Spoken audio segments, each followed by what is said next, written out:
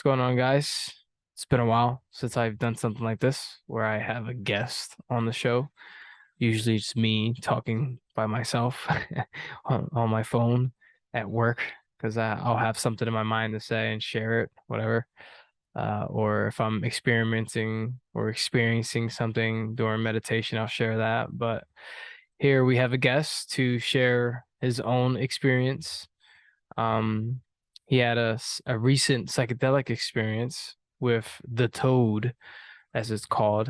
Mike Tyson has done this thing. I don't even remember him talking about this, but apparently he talked about this on the Joe Rogan podcast. There's a quote here. I came across this thing called the toad. I smoked this medicine, drug, whatever you want to call it, and I've never been the same.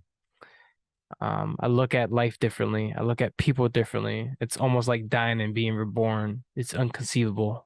I try to explain it to some people, to my wife. I don't have the words to explain it. It's almost like you're dying. You're submissive, you're humble, you're vulnerable, but you're invincible still in all. I too have had a similar experience, not using 5-MeO DMT or the toad.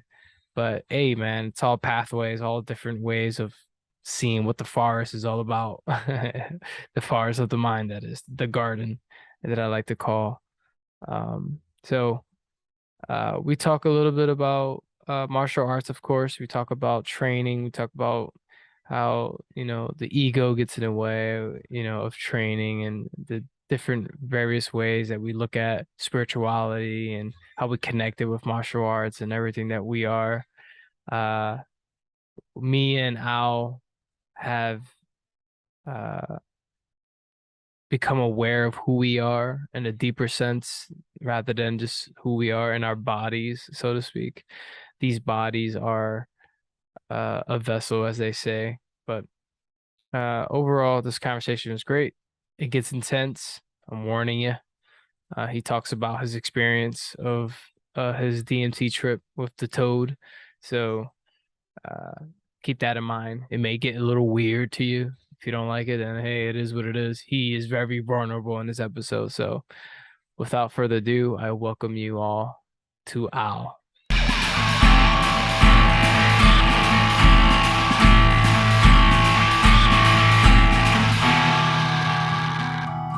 I'm here with my training partner slash good friend, good soul friend, Al. Uh, he to I only know him as a martial artist, but if you want to introduce yourself as anything else, feel free. Well, professionally, what I do for a living is I've been in the real estate business approximately 35 years, married to my beautiful wife, Betty, and I have two children. One is 13, which you know, my son, Gabriel, and he's been training martial arts, specifically mainly jujitsu, since he was about 6 or 7 years old, and he's 13. He's amazing, an Right. all athlete. And my daughter, Isabella, and she's, like I said, 17 years old, and she's in high school, and I'm a dad. And also, I've been involved in martial arts since I was 11 years old, and I'm 52 years old.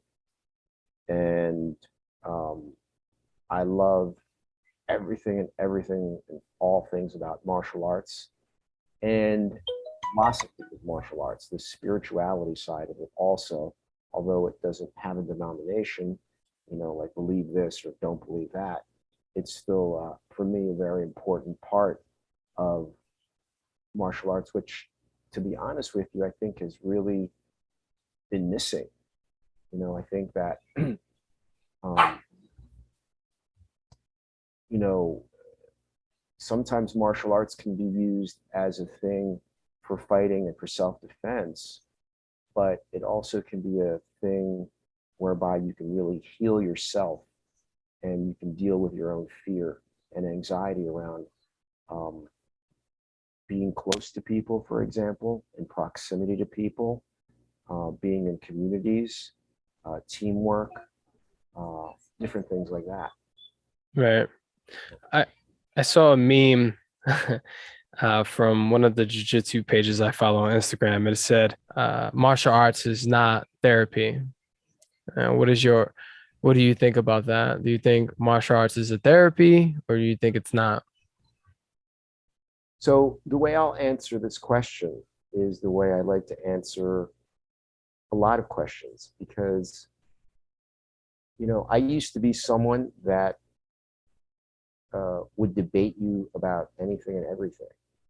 And so I really paid some dear prices for that because there's really no such thing as winning a debate, right? Because then Mm-hmm. that lives in the world of winners and losers.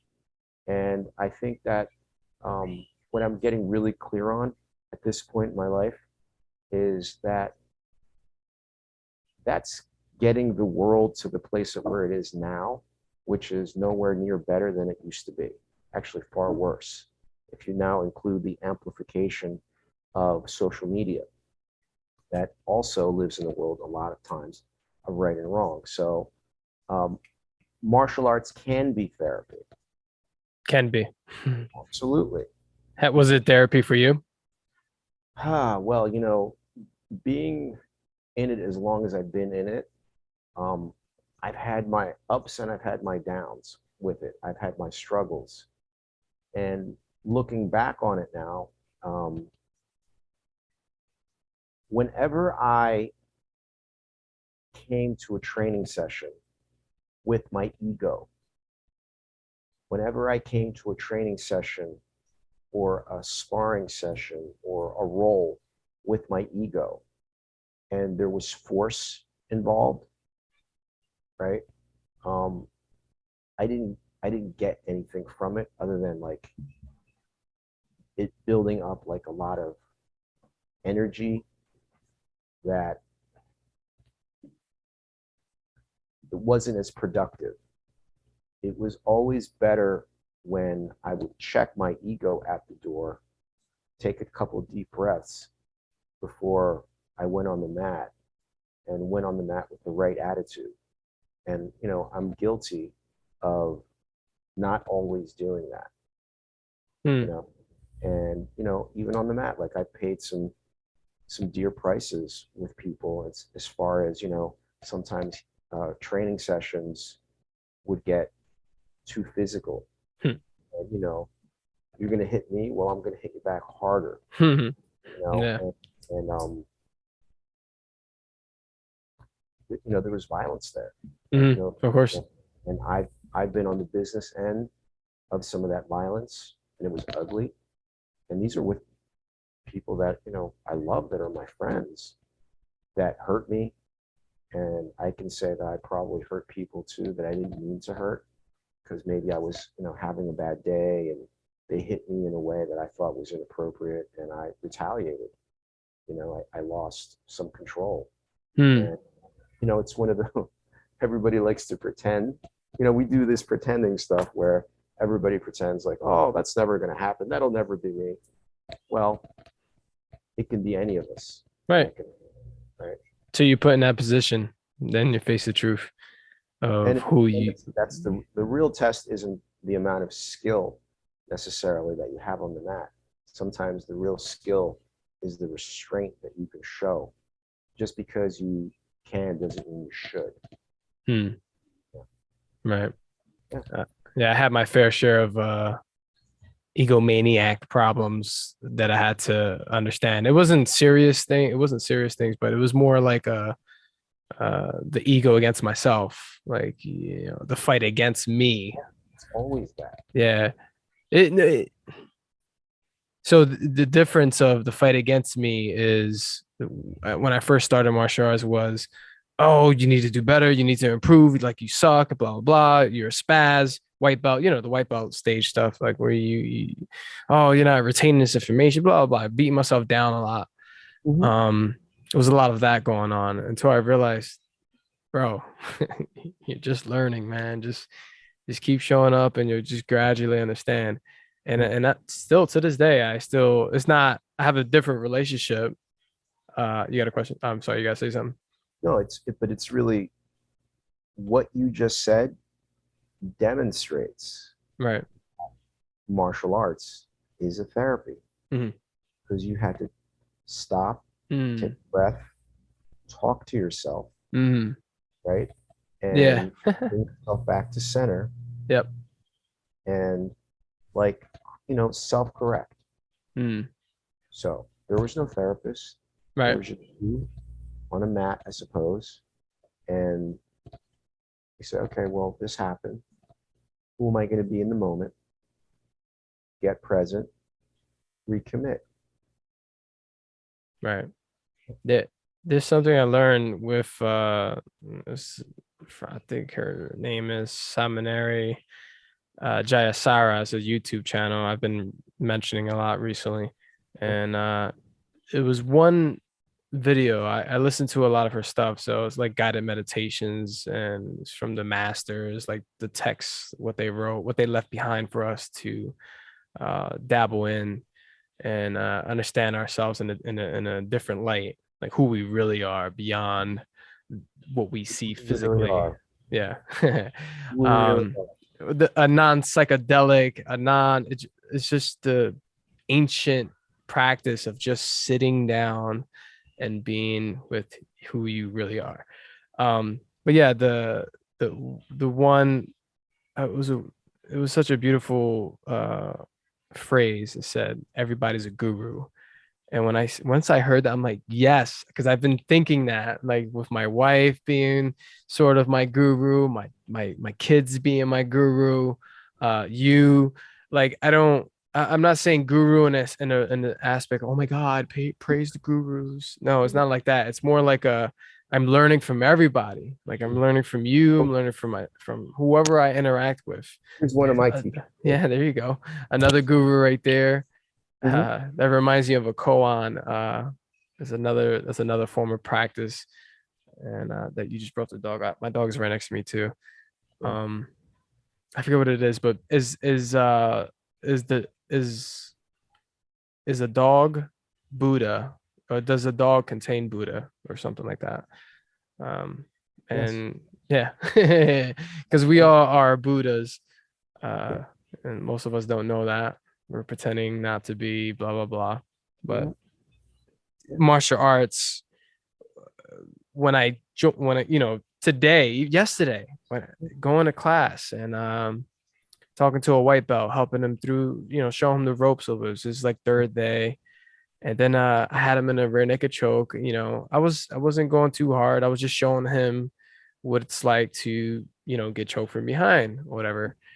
And I had him in the he was on his stomach on the ground, flat, and then I had the choke in, but I wasn't fully locked.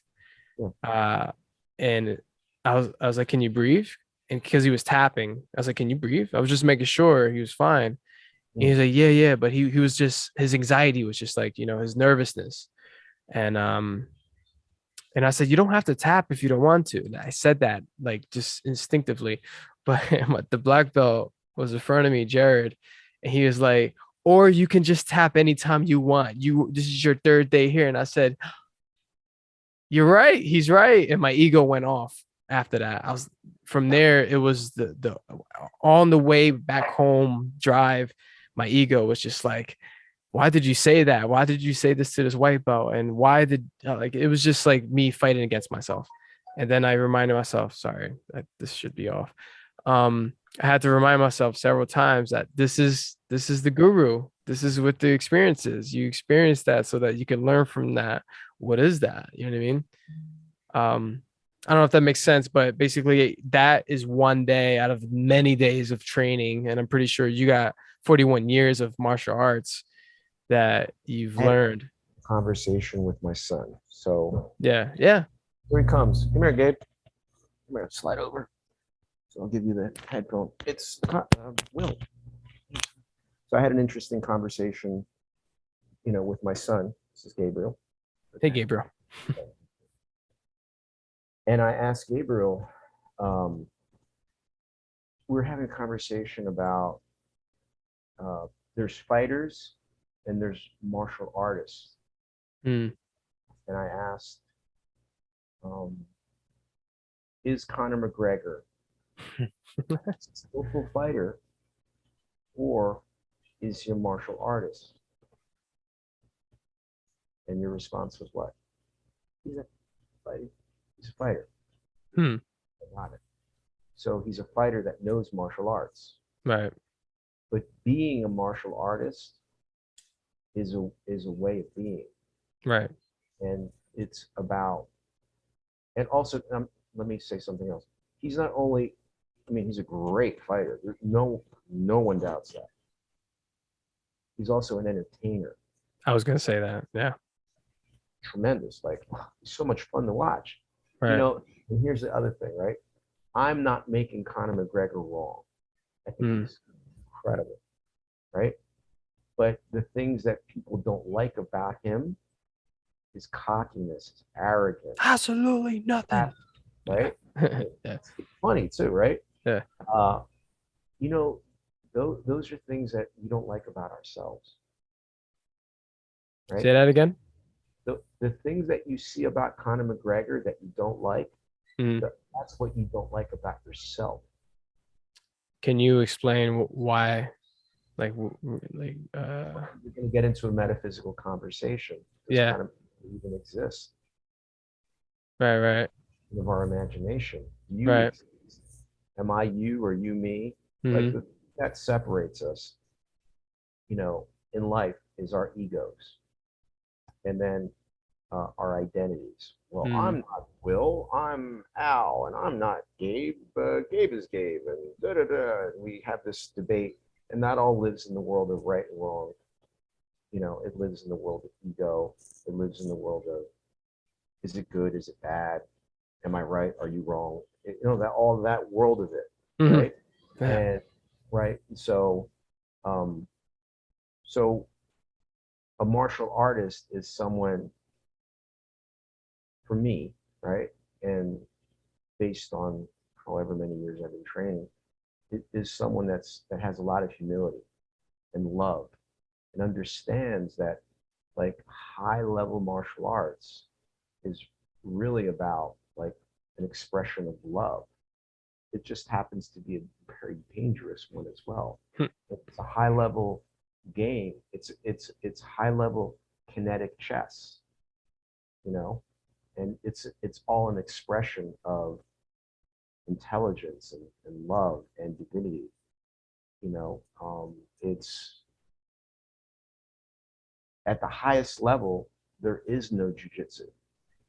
At the highest level, there is no kung fu, because that's the thing that lives beyond words. It's just an expression of something that we do. You Hmm. know, it's a dance. It's Hmm. a unchoreographed. It's non There's no choreography to it. It's just the thing that we do, that we move, that we breathe. For example, when we train Saturday, you and I, right? Right. What was that like? So first we grappled, and then we did some movement, some Thai boxing movement, if you want to call it that, Hmm. whatever it was. Were we doing jujitsu? I guess so, if you want to call it that. But what was the experience like, us training together, for you? For me, it's any moment I train with any other being when it comes to martial arts is it's like I don't know how else to explain it other than me sitting by myself Mm. with my eyes closed. It's the same thing to me. It's a connection. It's like you said, love, but it's a it's not just the love and hate and that realm. It's deeper than love itself. It's the like Alan Watts. Alan Watts. I listen to him a lot. He always Incredible. mentions the meditation bowl, and every time he said life is ding Vibration. vibration. So that's what that was to me. It was a ding. It was just an experience that I got to feel in that moment, being present, especially when I was having disputes with myself because I was trying to I was trying to, I was fine in the morning. And then as soon as this is the, I'm being honest here, this is what happens when I interact with another being that instructs me personally on tell when they point something that I'm doing wrong or whatever the case may be, not right, wrong, but you get what I'm saying, to Mm. improve my technique. I get I'm wrong. It's like, fuck, I've been training this, la la la la. And then I'm starting at, oh, it's time to start again. It's time to reset. And it's just like sitting down and unlearning what you have learned, basically, to focus on what this individual is speaking on.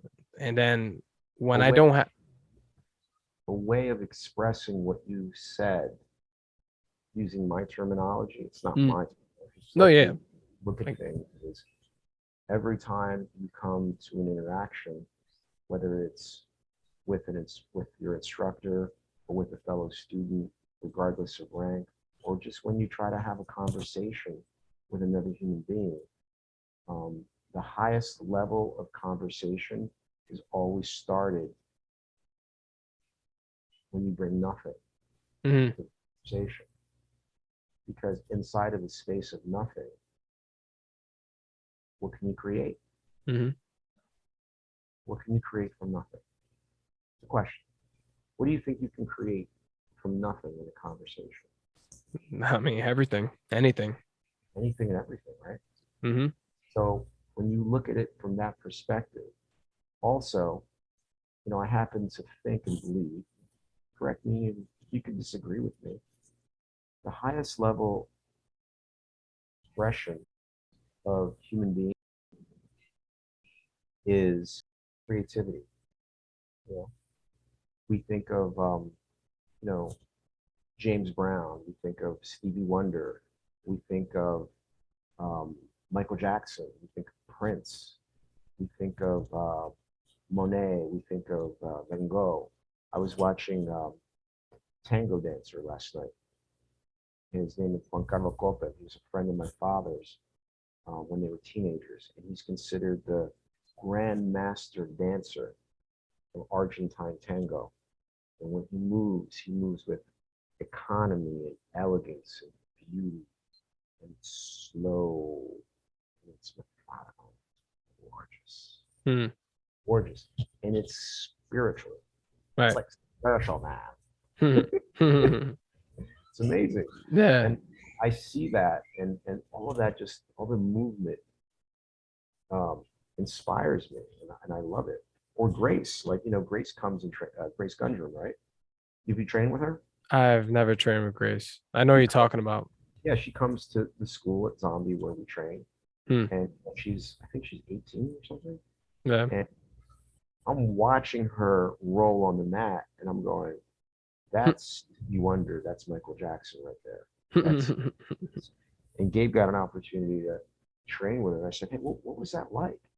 He goes, Dad, it was like quicksand, just getting sucked into the energy field, and I couldn't do anything. It was gentle though, Hmm. gentle, and Y- that it's means the You gentle part. you mind if I ask him, Yeah, Gabe, if you mind sharing your personal experience with rolling with someone like Grace or yeah. anybody, like whoever you may decide to pick, Hmm? or anybody else, whoever you may like, someone that comes to mind that you roll with, you were just like, you know, share your experience if you don't mind. Yeah, probably like Phil. Oh wow, Phil. Phil Phil, Miglerese. yeah, he's a Okay. good friend. Yeah. Phil was almost Balance. something that was going on with Grace that happened with Phil. It was like almost like quicksand, and it's almost like they're like there but not They're there. not there. They're Say there that. now. Say that one more time. Said it's like quicksand. You're there and then you're not there. No, Yeah. they're not there Yeah. either. Okay. They're not there. They just warped you into a time. What do you call it? A teleportation device or something. You're gone. Not quite. Yeah. It's like a ghost. Right. That's how I describe it. I Huh. describe it as quicksand, Interesting. and there is no force. Right. And Phil also is a high level yogi. He Yeah. actually, when he was a teenager, he went to India and lived in an ashram and studied yoga and Indian wrestling. Hmm. You know? And I remember when he came back with like a strain of like ringworm, not on purpose, obviously, and gave it all of us. It took me months to get rid of it. I was like, this is the nastiest ringworm. It was like some super strength level ringworm. It was, Hmm. and yeah, like those guys are. I think he's a seventh degree black belt now. I think his brother Phil is fifth degree. Yeah. And you know, those guys are examples to me of black belts on the mat and also like black belts in life. Right. Just because you have a black belt, that just means you've got a black belt. But a black belt as a human being is far more important than a black belt on the jiu-jitsu mat Right. for me. You know? No, I agree.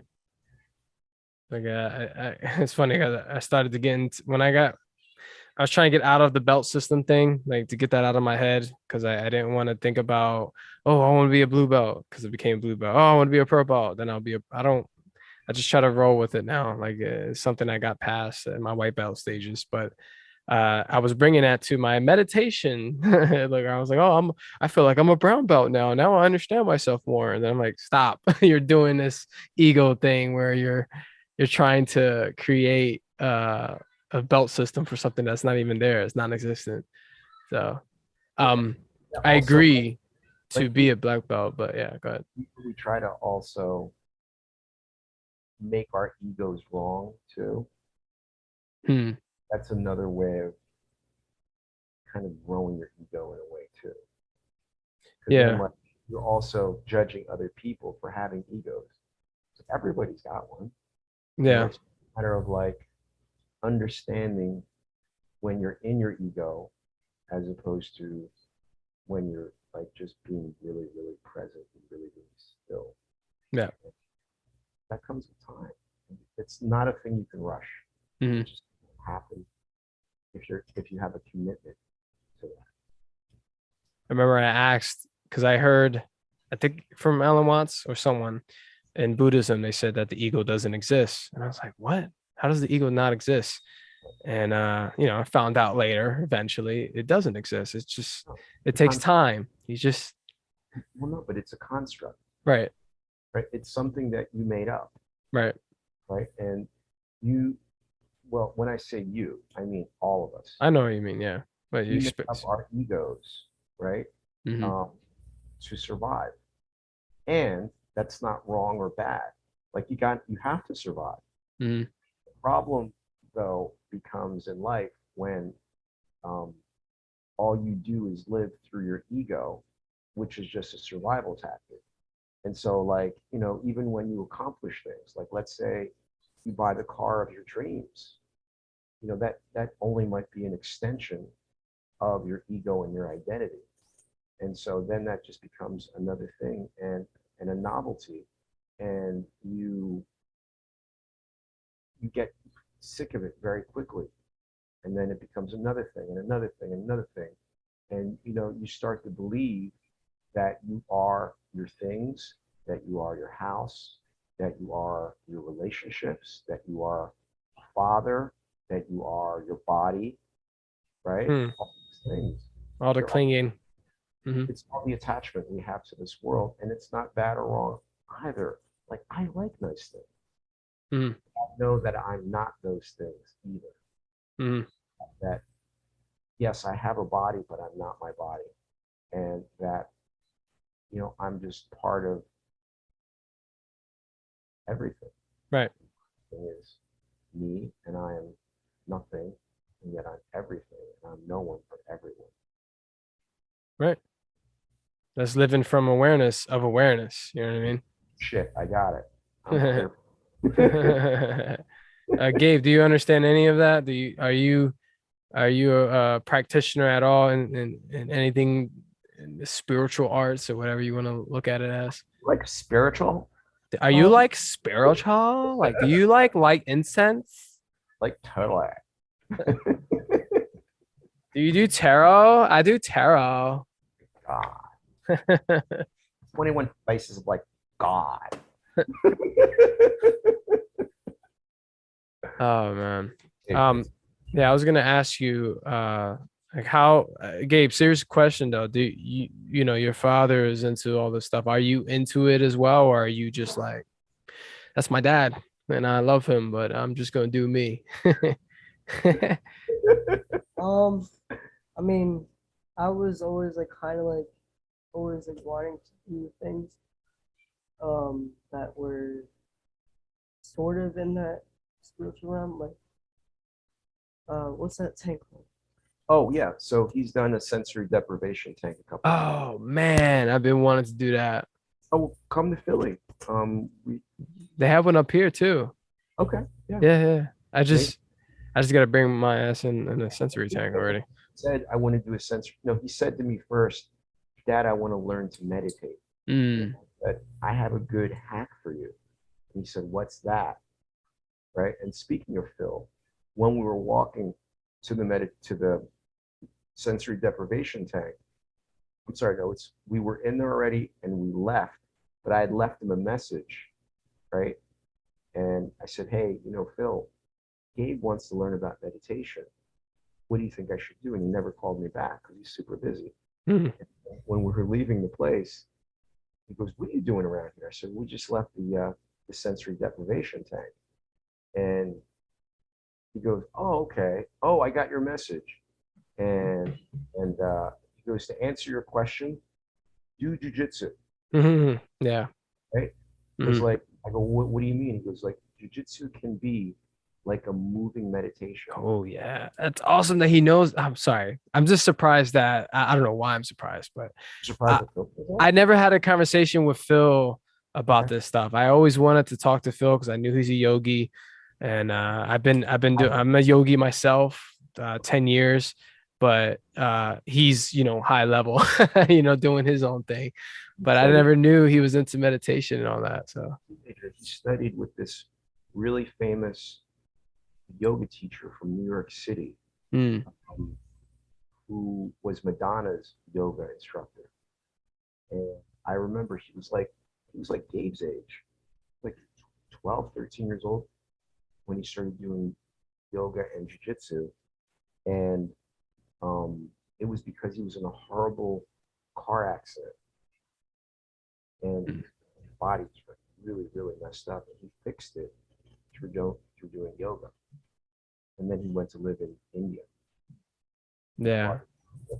Yeah, that's a crazy story. He has that story on a video. I could Yeah. share down the link or whatever. But yeah, man. So about that sensory tank, like how was that experience, Gabe? Like you wanted to learn how to meditate, and then Phil suggested, going to jujitsu. I learned that myself, breathing in jujitsu, closing my eyes and feeling the emotions, and like just it brought me to a whole different experience of being uh with someone else trying to strangle me, but me being a part of it like a dance. Like, It's like a dance. yeah. Weren't we dancing Saturday? Yeah, yeah. I was Yeah. interrupting myself in the dance, kept stepping on my own foot, but it was still You said you said when I put you in my guard, right? And you yeah. said, I feel like a snake. Yep. You were like locked on. I was like, I'm dying. I'm a frog right now. And you felt like a mouse being hugged Yep. by a Yep. python. Yep. And it's used. I promise I wasn't using any strength. No, I know. It's just that's how good your jujitsu is. Like when you have that when I feel that, I know someone knows what they're doing. I'm trying not to curse, and it's just that right there was just intense. Like, every time I go with someone, like you are a different level with Josh, right? Josh Vogel. Oh yeah. He is different. Like I can't explain his level of jujitsu, but it's a different animal. He calls himself a sloth, and I guess that is a good example of what he is. Because as much as I think I'm gonna go past this slow sloth guy, he has me under his control. I'm like, I'm like, Right. that's amazing. But yeah, continue. My fault. We were talking about Phil. talking about jujitsu being a meditation. Mhm. Well, look, even walking, you can do walking as a meditation. Right. You can do bicycling as a Right. meditation, running Yep. as a meditation. You could just sleeping can be a meditation. Yep. And a meditation is an expression of breathing, relaxing, being kind to yourself, um, breathing, what is that? Breathing in fear, blowing out love, Mm. acceptance, and forgiveness. And um, or you could just be a guy that really learns how to fight and be a very, very dangerous person um, for really no good reason. Right. Other than maybe you might get in a fight, maybe you're a bouncer. I don't know, Yeah. and that's not bad or wrong either. It's just if that's your only reason for doing the martial arts, you're kind of missing, I think, the bigger and broader picture and the possibility of what martial arts creates for people in the world. Mm. And competition, right? It competes all the time. I competed when I was younger, went to the worlds, you know, I mean, incredible experience. And what I had to put myself through and what Gabe has to put himself through to get yourself mentally and physically and spiritually into that place, because competing on any level at anything, at a high level especially, very intense. Yeah. Of course. Very intense. Mm-hmm. I always tell Gabe, you're either winning or you're learning. And you always learn a lot more from the losses you take. And that's for everything in life because that's the breakdown. When you lose, that's your breakdown, and you can't have breakthroughs without first having breakdowns, and that's for everything in life. So that's just a metaphor for what everybody on this earth goes through.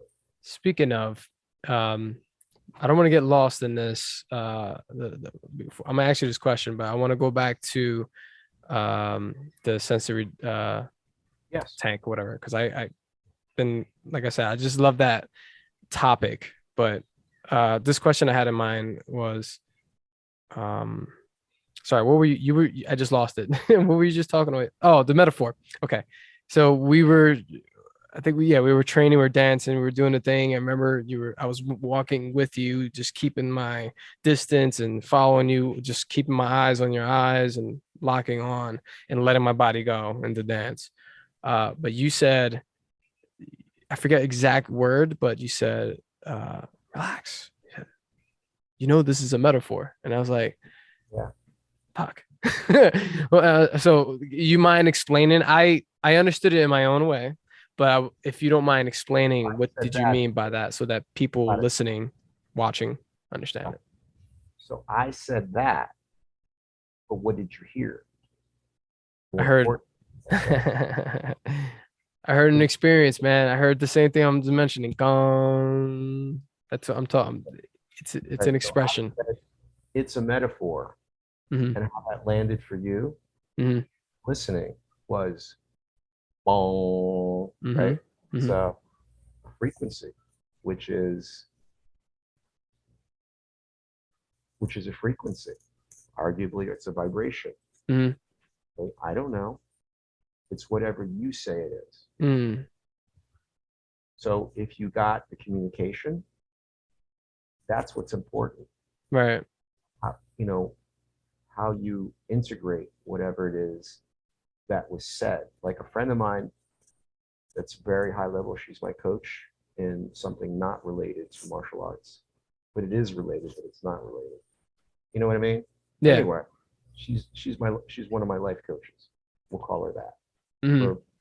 Mentors. Yeah. I don't know. Coach, teacher, Titles. guru, who knows? Yeah. Titles, who knows, right? Yeah. And someone I love dearly, dearly. she said something to me in English, but it was like so profound and so loving. And it's how she sees me. Does that make sense? Hmm. Like, we If you, all have this doubt, or some part of us has like low self-esteem, or, am I doing it right? Like all these conversations happening around how small we are. Does that make sense? yes. Like our smallness. And something she said and how she sees me blew me away. I was like, what? What? Huh? Me? Me? Nah, not me. You got the wrong guy. She's like, no, that's you to me. And she created me in her listening. And I had to like sit with it and be like, I'm not worthy, that kind of conversation, you know? Yeah. And, it really made me really start to ponder, right? What would happen if that answer over there? What would start to happen in the world collectively? Well, let's forget the world. How about this? How about if what would happen if in our relationships with our mother, our father, our wife, our children, if we started to talk to them and listen to them from their greatness, from their collective I am that we all are?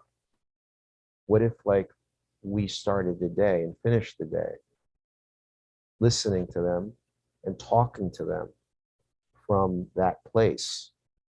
And then you go take that out a little further into your extended family, your cousins, your uncles, your aunts. And then you extend that out a little further into, your communities. And then you extend that out to your jujitsu schools and your Muay Thai schools. And you give up making people wrong. What if the Jew did that to the Muslim? What if the Muslim did that to the Jew? What if the Christian did that to the Catholic, and the Catholic did that to the Jew? You follow where I'm going with this? Hmm. Like, we all just said, you know what? I give up. I give up. I give up the right to ever judge you. I give up the right to ever make you wrong.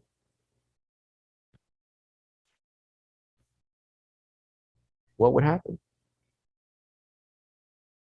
What do you think? How do you think the world might show up? Um, you giving up the right, or me giving up the, you know, the right for everyone to be wrong. That's what you're saying? You're asking me what do I think? Yes, sir. I don't know. Well, I'm asking you to speculate. Okay. Yeah, just Speculate. You- I say I don't know because um based on my awareness, understanding of yin and yang, energies, um, all of us that exist together, the mind, us not being the mind, we are the mind, but we're not the mind. You know what I mean? what do you mean by mind? Mind. What is this? What are we doing? You okay. Body? Okay. Consciousness. I'll say consciousness. Consciousness is a All right. stream that reaches the body, right? We're like radio receivers. Our brain receives the information.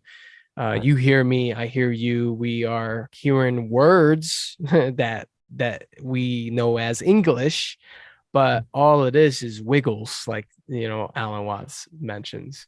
This is a bunch of blah, blah, blah, blah, blah, blah, blah, blah, blah. You know what I mean? We just made it so that we can understand it and express ourselves in a way, right? Now, if I imagine and just give up on stop thinking about anything, right? Just people being wrong, people being right, whatever. That just goes center to the heart of awareness. That's, center of heart awareness is just you being nothing, being Everything. everything, right? So Right. there's just, I said inside of what if we approached every conversation, and instead of bringing judgment to that conversation, instead of bringing opinions to that right.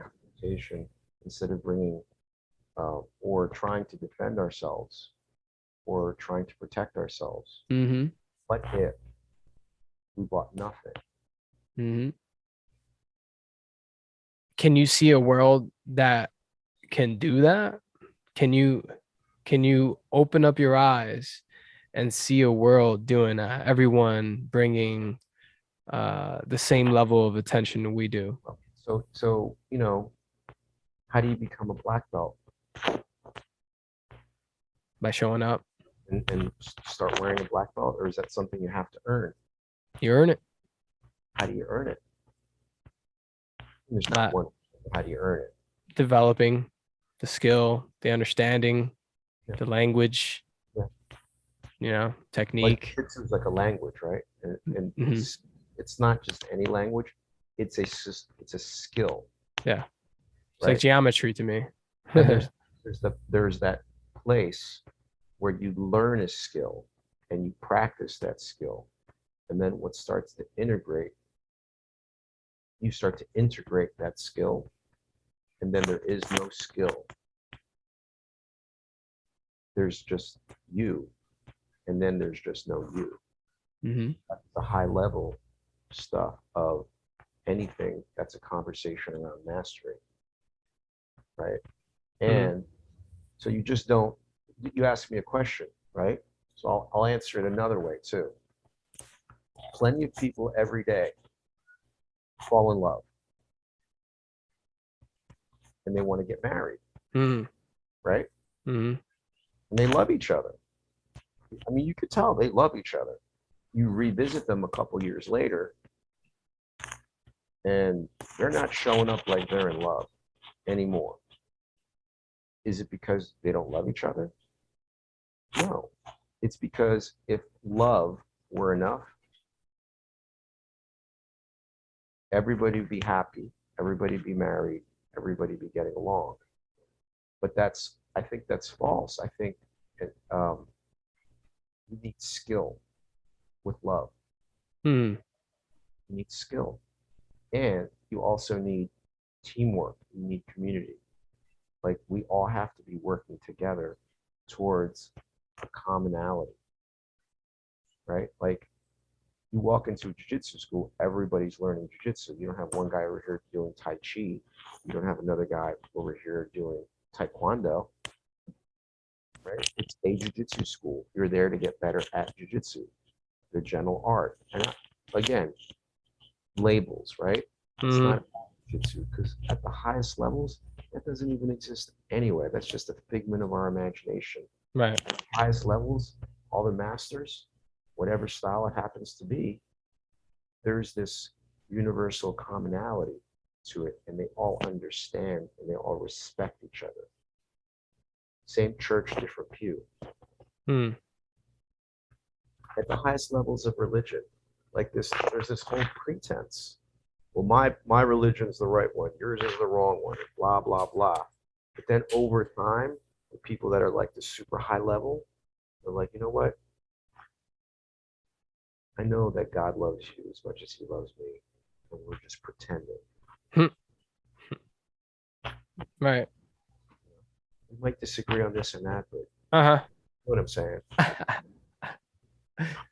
It's quite interesting when you become aware of these things and then you see it before you and then you hear uh thoughts that are patterns that accumulated throughout your years of birth, like judgment. That's something that comes to mind when someone you disagree with or dislike or whatever. Like that example I shared when I had the guy in a choking position, but I wasn't choking him too hard.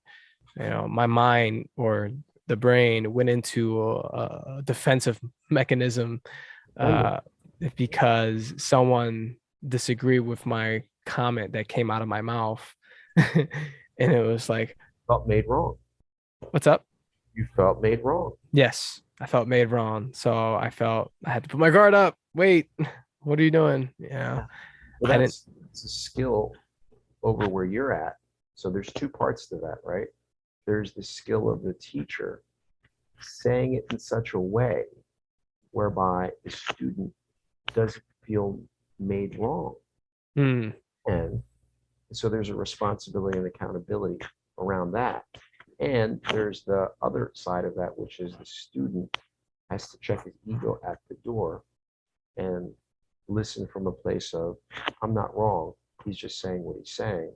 And I have to do what he tells me to do. And I have to submit and surrender to that teacher. So there's like a trust conversation mhm. that you That- have to have with the teacher. Yep, that's exactly what happened. I Okay. had to. The blue belt was a reminder. Oh yeah, I'm a blue belt. Shh, be quiet. Silence your mind. Grandmaster Helio Gracie used to wear a blue belt. He was a coral belt, but when he trained, he was a blue belt. That's what he wore. And you can ask Phil and Ricky about that. Yeah. Absolutely. So how do you bring for others, other beings? Yeah. I'm trying to ask this question without me saying, okay. So in your perspective, how do you bring spirituality into martial arts for other beings to understand that? If that makes sense, I don't know if that question is formed correctly. So what I'm asking is, how do you mention to other beings that, hey man, you know that spirituality is a part of martial arts, right? You know, without seeming like you're forcing something that's spiritual. You say what? Right. Look, it's a good question. It's kind of it's very thoughtful actually. It's either you're listening or you're not listening, and you're being with that person, or you're not, and you're listening from your being, or you're not. And it's not about bringing it to martial arts. It's not about bringing it to baseball.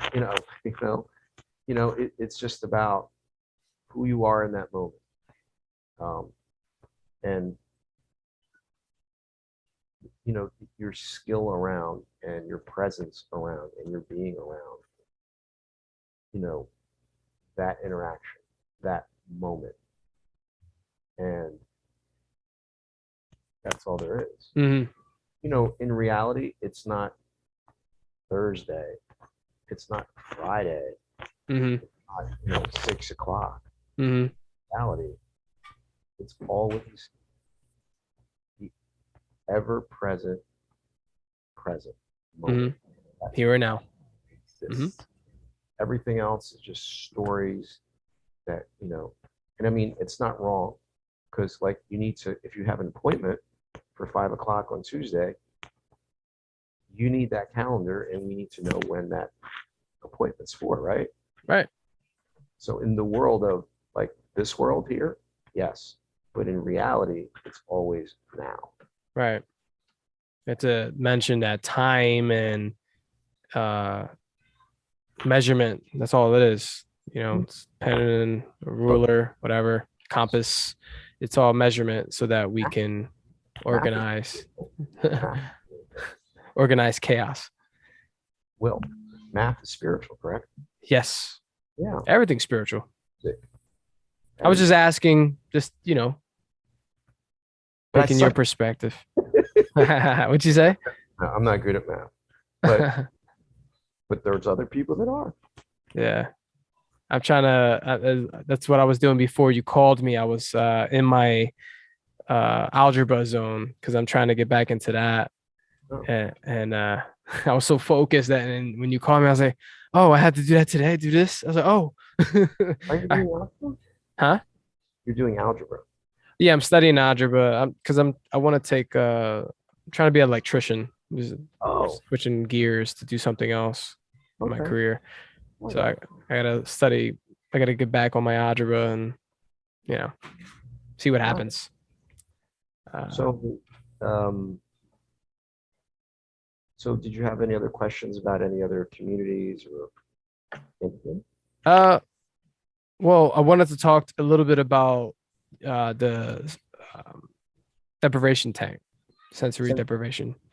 you asked Gabe what his experience was, and you wanted to Yeah, know. share both of your experiences, whatever, because I'm always fascinated by that. Gabe, you want to go first? Yeah. I mean, it wasn't really like, well, after, it's like an after experience for me.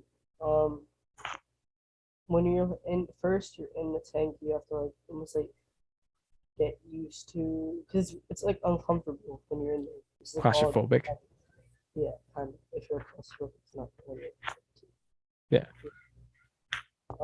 But you really have to like get used to it and stuff like. It's like you float and it's almost like you're like thinking, oh, where am I gonna end up? Like, just like you just have to close your eyes and stay calm because if you freak out, it's just a mess. But Gabe, can you speak up a little bit? Ladder. It's hard to hear you. and Thank you. like it's really just like your only thing that you can do is just yourself and your mind. That's all you can do, and it's really calming. And like when you just get out of it, it's like your body feels great. That little voice in your head is like not really there anymore. It's almost like you feel refreshed. It's very refreshing when you're done. But it kind of like helps you clear your mind for like I kind of did it for the purpose of like maybe like in school it's having like a little trouble, Yeah. and it kind of like really helped me focus more and Mhm. helped me really, yeah, Could you, just could you elaborate on school? What do you mean school? Well, He, it was interfering. he was having some issues around reading, What is specifically it? reading. He was having some, Reading. Okay. So it and helped you focus on reading, like your attention on it. Huh. Interesting. So let me ask this question. In your opinion, Gabe, and you too, if you could chime in too, Al. Um, do you feel like it's recommended for people who have ADHD or some kind of disorder or anything that I'm being too broad here? Okay, let's start with ADHD. Do you feel like someone with ADHD who's always, you know, has to give move? Do you feel like it's recommended for them or they can enjoy that experience? um yeah, but it's probably might be like a little bit more harder for them because they're always like trying to be so what's gonna happen next or Right, something. right. They're always they're just gonna be stuck in that one moment for like a while. Hmm. Say. And So, they're gonna be stuck with their mind and their thoughts. So that's really what they can do, not really depend on their surroundings or something that's going on. and I know this is a very vague question to ask that because I mean we don't know. I don't know if you know anybody that has ADHD. I was asking that because I know a few people that I'm thinking like, man, this person, this child could use this tank. It's going to be rough. They I, just need okay. um meditation to get them to that point. I'll answer your question like this. So you said meditation.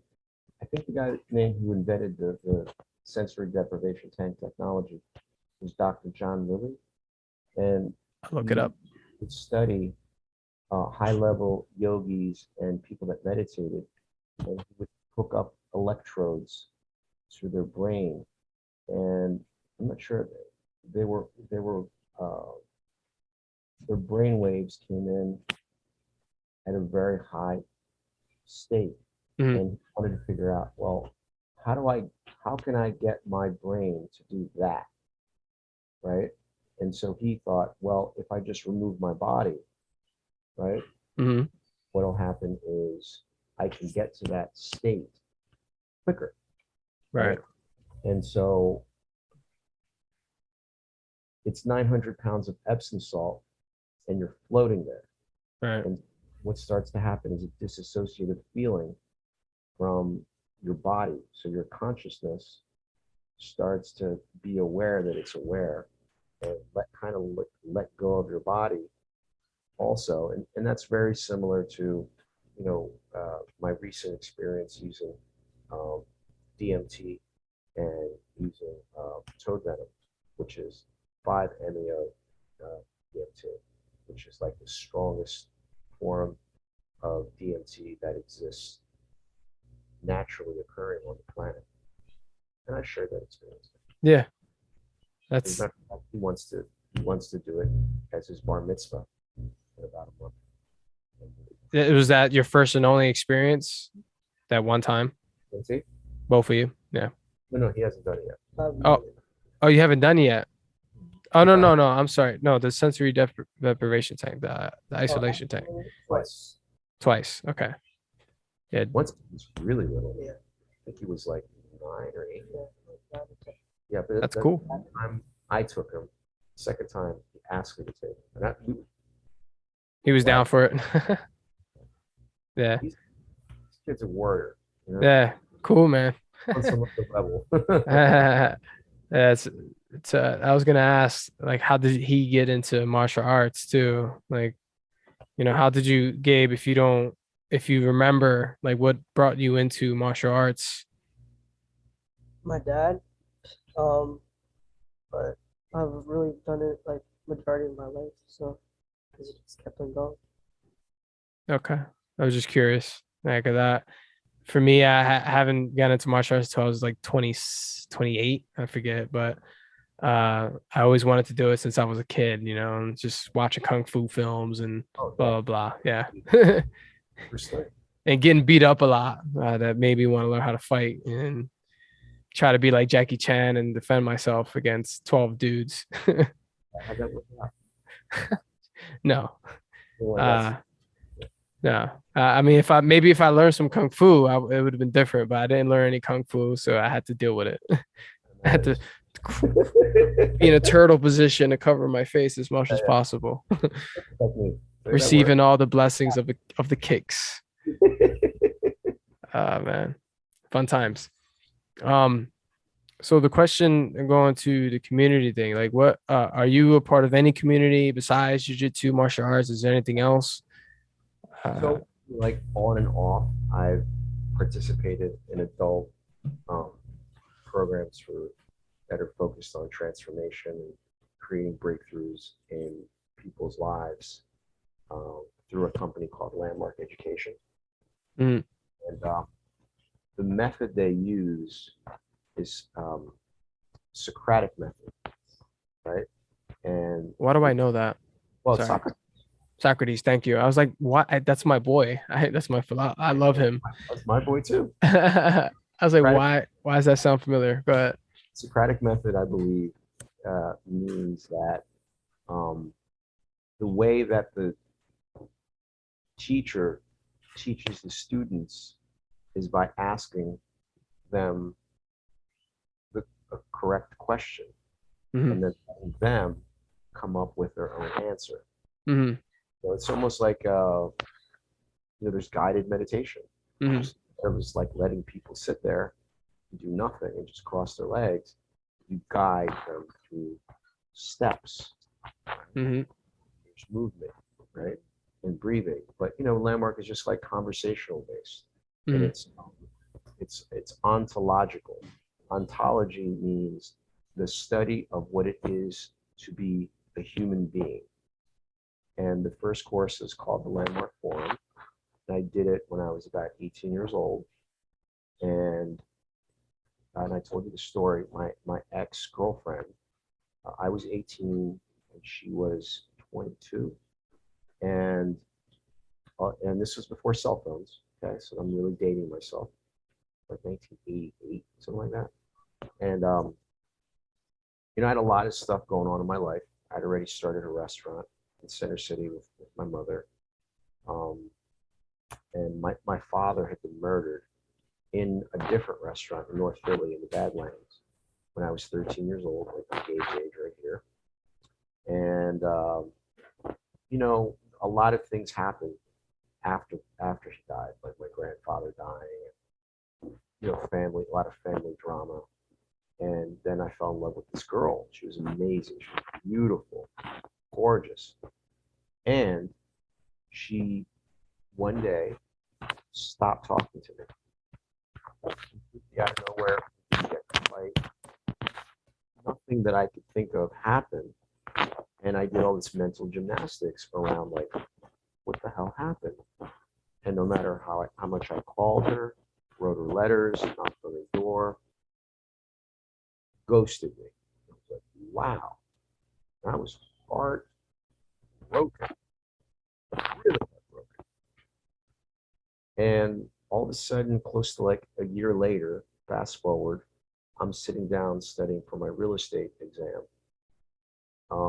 And I was actually homeless at the time. I was living in my friend's basement on like kind of like a moldy basement, moldy couch. But I was grateful that I wasn't sleeping in the streets. And the restaurant that I started with my mother, we were about to be evicted. So like we weren't doing too hot, you know. And you know, she called me out of the blue and phone rang and my friend's mom answered the phone and she said, Al, it's Natalie. Natalie? What the hell is she calling about? That's weird. I picked up the phone. She said, hey, how are you? I'm like, good. Like you're calling me like a year later. Like, really? She's like, yeah, about that. I was like, why did you just stop talking to me?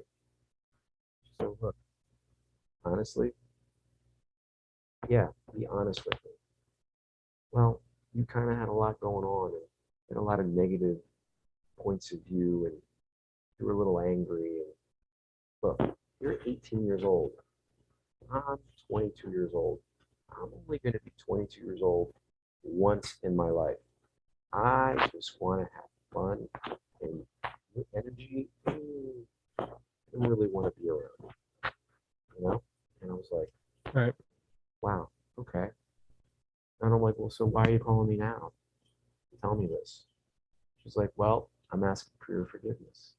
I was wrong the way I handled it. I should have handled it more responsibly instead of just cutting you out of my life. And I got quiet for a minute and I thought, you know what? She didn't have to call me. That's it as it was. But I was kind of heartbroken, really disappointed. And I said, you know what? I respect what you just did. That took a lot of guts, you know, especially for a gorgeous 22-year-old girl. You have to do that, right? And I said, well, but why now, though? I'm trying to understand. She goes, well, I'm in this program called the Landmark Forum, and you learn that the things that you say, how it has an impact on people. Moreover, I thought to myself, even the things that you don't say, and I realized I failed to communicate with you effectively. And I want to really take full responsibility for that. I was like, so they teach you that kind of stuff in this place? And she said, that's what I learned. I can only speak for myself. And I said, okay, that's pretty cool. She goes, well, I heard I'm having a graduation party, right? Tuesday night. And she invited me. And it was in Philly, like on Broad Street. And you ever been to Philly? Yeah, I lived there. I grew up in Philly. Oh, where? North Philly? Yeah, grew up in the Ani/Logan Valley area. Okay, so Broad and Callahan used to be across the street from the Daily News building. And so I'm thinking, this is my way of getting my girlfriend back, right? I had this agenda. And I had like a dozen roses, gorgeous roses. And as I walked in the building, all these people were like happy, like, I was like, what the hell? What is this place? Excited. What the hell? This is Philly? City of love? Right. People like this, not in my neighborhood, not where I'm from. You know what I'm saying, right? And all these people act like this. Hey, how you doing? They're like, whoa, Nah, this is pop, not pop, pop. Philly. What do you want from me? you get suspicious right away, right? Yeah, trying to sell me something. Trying to sell me something, you're trying to convince me of something. Right away we get, super defensive in the city of brotherly love. Anyway, so there was probably 300, 400 people there.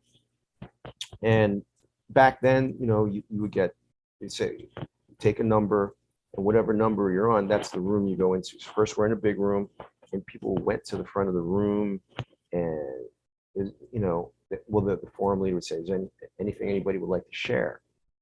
So people were like coming to the front of the room. So I'm thinking, these are paid actors. Like, this isn't real. Like, this stuff is only stuff like on television, right? Because everyone spoke so eloquently, and they were speaking in front of a room of like 300 or 400 people. And I'm like, normal human beings don't do that. Normal human beings keep to themselves, maybe talk to like a handful of people, let alone are excited. And when they're sharing, they're talking about like really powerful things. Like, I haven't spoken to my brother in 7 years, and by doing this work, I called my brother and I told him that I love him and that he means the world to me, that I'm sorry, that I take full responsibility for our relationship and that he owes me nothing, type of conversation, right? And I was like, is that real? But still, that wasn't my thing, like, as far as I could tell. I was like, yeah, that's them over there, and this is me over here. We're different. We're so different. Plus, I'm 18 years old. These are people that are older, have families, that have lived a life. And, they have problems. You need to come to this place because you got problems. I don't got any problems. I'm not like you. Conversation going on in my head, right? Right. Then we go into the room. There's someone leading an introduction, and he says something, and he shared about how his father had been murdered because his father, don't make sure the dogs don't bark, was in a lot of gambling debt, right? Here we go. His father was in a lot of gambling debt. I guess he owed the wrong people money, and his father was murdered. And I was like, wait a minute. And then he said, through doing this work, I was able to like get complete with my father, right? And I was like, you could get complete with someone who's dead? Like, that sounds crazy to me. Like, you can't talk to them. They can't talk back to you and all this stuff, right? But I heard that and I was like, you know what? I could use something like that. Like, I have like a lot of unresolved feelings around what happened to my father. Like, I hated the world. I saw the world in such a dark place because of the murder of my father, and like, who could blame me, Who could Right. blame me? And I was like really right about it. I was really justified in why I felt the way I felt. And I had all this evidence that the world sucked. And you know what? My world kind of sucked because I had that view that the world sucked. Does that make sense? Of course. I've But been there. yeah, exactly. But I wasn't taking responsibility for that view. I was really stuck. Hey, babe. This is a separate computer. I was really stuck in that point of view. And I was so stuck in that point of view that it was no longer a point of view. It was the truth. Right. Your Yeah. truth. No, the truth. Oh, that's how truth. much I was in it. Yeah. It wasn't the truth, my truth. No. It's the truth. And here's all the evidence to support it. Right. Conversation. Facts. I got facts, buddy. Anyway, so, I did the first day of the seminar, and then at night, they give you homework, right? And I was like, oh, homework? I didn't sign up for homework. I hate homework. And I resisted right away. And they said, write a letter to someone that you've been like making wrong, resisting, defending yourself, blah, blah, blah. The world of that type of stuff where I'm right, you're wrong, and not acknowledging them, all this like covert stuff that you've been doing behind the scenes, right? Because not, I mean, we all do that, right? Yes. And for me, I raised my hand and I was like, yeah, but what if the person's dead? He said, well, it doesn't say that the person needs to be alive or dead. I said, okay, but like when you write a letter, like you want someone to respond to you, right? That's what you want. If I write you a letter, I call you on the phone, I want you to pick up the phone because obviously I have something to communicate to you, correct? Yeah. Right. So forum leader just got real quiet and he said, okay, so if I cut your leg off, would you still be you? I said, yeah, I'm pretty sure I'd still be me with just one leg, right? Okay, got it. If I cut your arm and your leg off, would you still be you? I said, yeah, I'm pretty sure I'd still be me. He goes, got it. So now what if I take away your body? Would you still be you? And I'm like, I think so. I'm not sure exactly. Right? He goes, cool. And I think I said to him that, I wanted to write a letter to my father. And he goes, okay. I said, sounds weird, but I'm a little weird too. So I paid for this course. And by the way, at the time, like I said, I was homeless and I put the course on layaway. You know what layaway is? Uh, yeah, you just I made like put it payments. on hold. Yeah, yeah. I Okay. put like $50 down Right. and I would bus tables and wait tables. And I bought in a little bit of money and I got a receipt. And it took me like 4 months. And it was like right over Thanksgiving of 1988.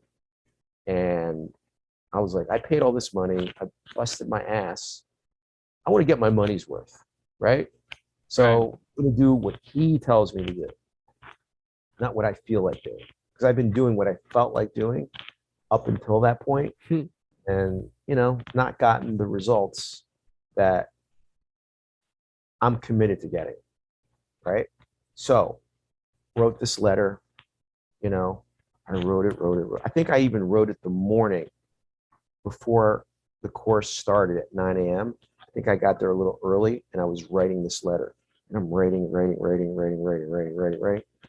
And I said, okay, I'm going to write this letter, but I am definitely not going to share this letter to anyone. I'm going to keep it to myself. Maybe I'll read it out loud in an empty room, something, right? So, course starts. He says, hey, would anybody like to read their letter? Right away, my arm goes like this.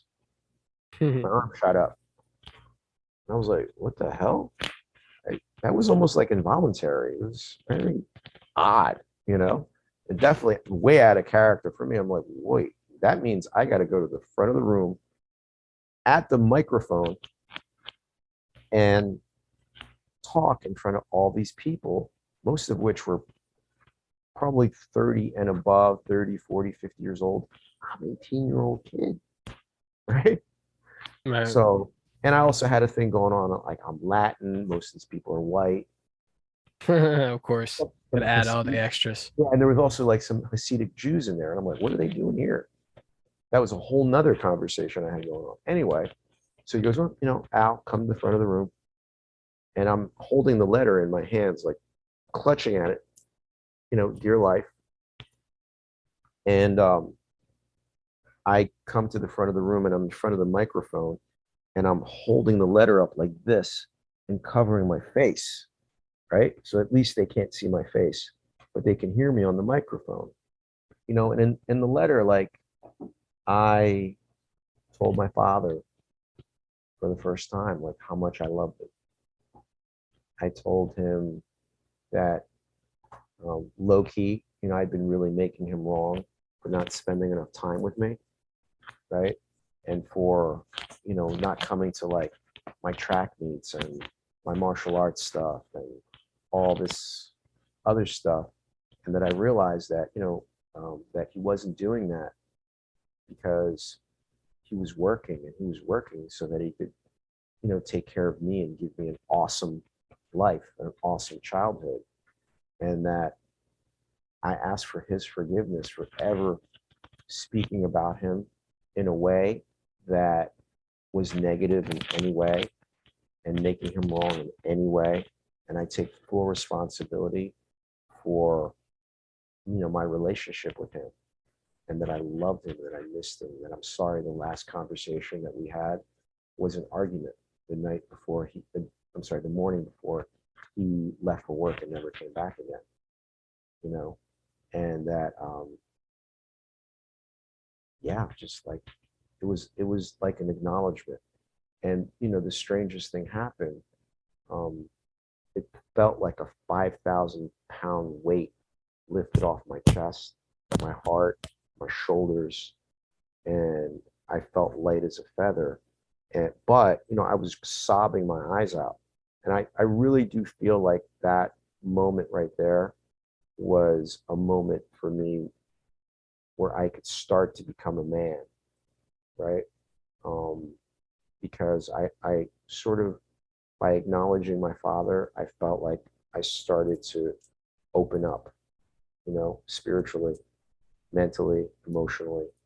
And it was an incredible feeling. But I had the letter like this, right? Right. I just shared and I definitely didn't want these people to see me cry, because I had a whole thing going on around, you're a man, you don't cry, that kind of stuff. And when I went like this and I pulled down the um, the paper from my face, and I looked at the audience, not the audience, people that were No, I know what you listening. mean. Yeah. Um, and they were crying. They were crying too. And like, it was that moment where I really understood. I felt connected to them. They felt connected to me. And I was a kid and I was scared, and I started walking back to my chair. And then on the break, a lot of people came up to me. They were like, "Oh, that was so beautiful. Thank you." I was like, "You're thanking me. I just did my homework." I'm like, "No, we heard what you said." And, I just called my sister I haven't spoken to in 10 years, you know, or my mother, or like whatever it was. And I was like, "Really?" I'm like, "Yeah, thank you." I'm like, "No, thank you. I didn't do anything." I didn't really get what just happened, but what just happened was like a very profound thing, and that was like the first time that I really, had a breakthrough in my life. And I was like, wow, that was amazing, and so I come out of this course and I'm sharing this with my friends, and they're like, "You're fucking weird." Of course. Right? "You did what? In front of who? And in front of what? And you paid what for it? You joined a fucking cult." Because, 30 years ago, self-help, if you want to call it that, yoga, meditation, organic foods, the whole world of that, you're weird. Hey, you're not doing what they're doing. You're not You're, doing what everybody else is doing. right. And then 18, it's like, dude, just like have a beer, like fucking relax. I'm like, no, man, like I really connected to my father. "You're crazy. He's dead. Leave it alone. Stop thinking about it too much." You know? And that also, like, coming back to the world after being in an environment like that was, safe, where you can express yourself, then, you think the work is that seminar, but the real work is when you go into the world again and you're trying to live from that beautiful place and keep an open heart, when really all you want to do is protect yourself, and defend yourself and justify yourself and all that. But if you live that life, then you're living at the level of your ego, when you live the life that you're like open and loving, you know, even when people really, because there are people that will try to hurt you, you know, and learning to deal with that and redirect that energy into like something that's possible and something that's beautiful and something that, you know, is compassionate.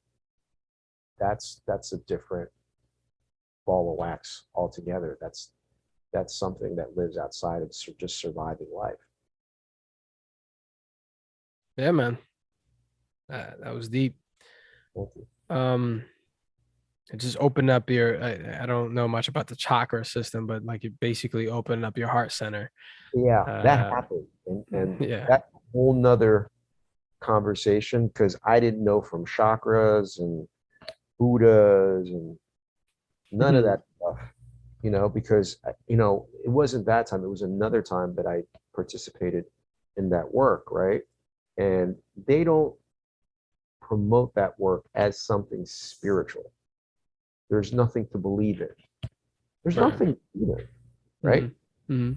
However, you know, I did a course there and I was like, whoa, I'm so open. Like, what is happening here? It's amazing. But it made me feel so vulnerable, you know, that I didn't know how to handle it.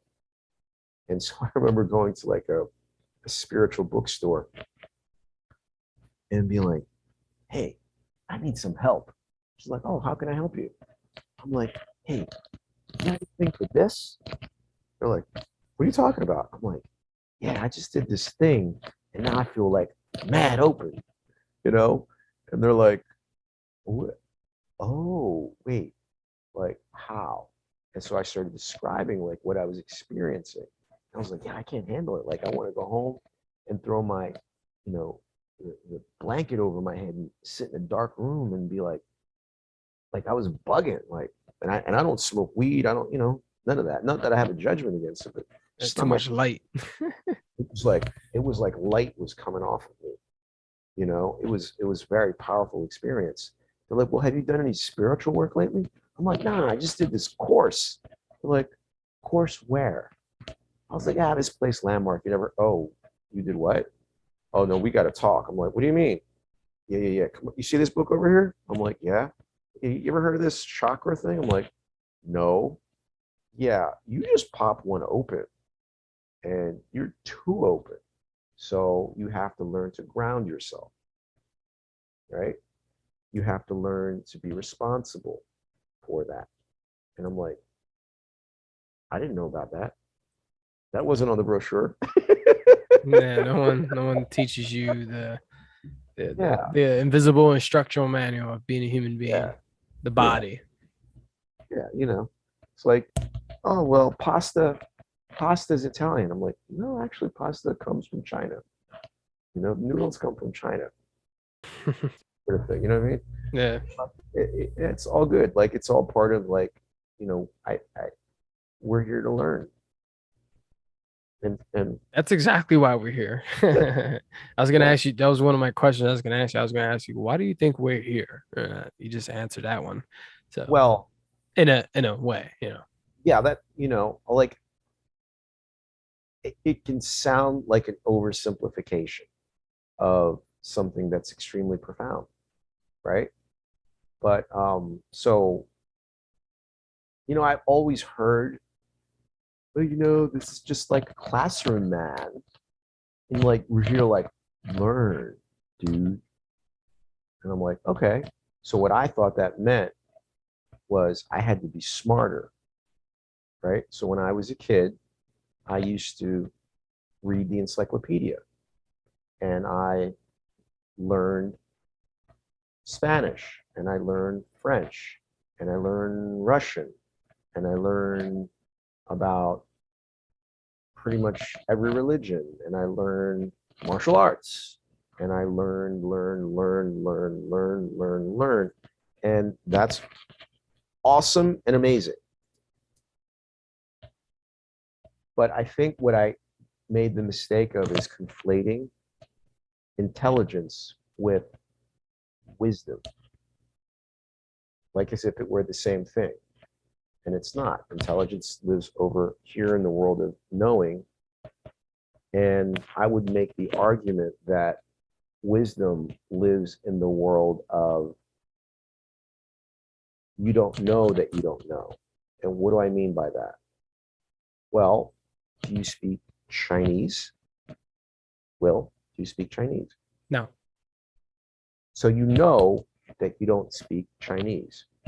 You speak English. Yes. Got it.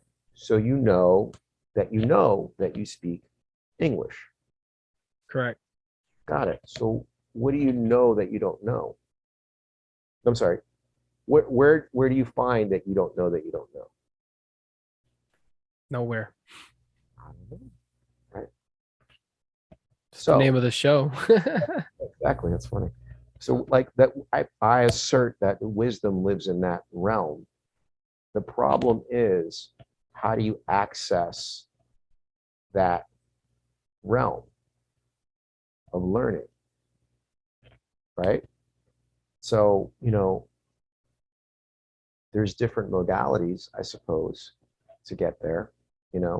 There's breath work, there's martial arts, there's meditation, and there's entheogens, right? Amongst others, I suppose, right? Yeah. Probably subtract. You can also So, unlearn what you have learned. No, wait. Unlearn what you have learned, Yoda. yeah. So, I decided about a little over a week ago to, it was recommended, I was led to, I should say, I was called to do a toad venom ceremony um, at a private location under the care of a clinician, a psychiatrist, who was very well off, Park Avenue type New York City psychiatrist who handed out prescriptions for SSRIs and things like that to people that he felt like that would help. But what he found was that a lot of people just never got better, and that he was just dispensing medications for no reason because they weren't getting any better. So he said that he was called to do a ceremony, and he went with a friend to Brazil, and he did an ayahuasca ceremony, and he had a very, very profound experience. And he was not only an atheist, he was a New York atheist, not like a California atheist, like, hey man, it's all like spiritual. No, like a atheist. New York atheist is a fuck you atheist. Fuck you, God atheist. Yeah, like John Danaher. John Danaher, I would imagine, John? is a Oh, yeah. so and like I was an atheist too, right? And I would have conversations with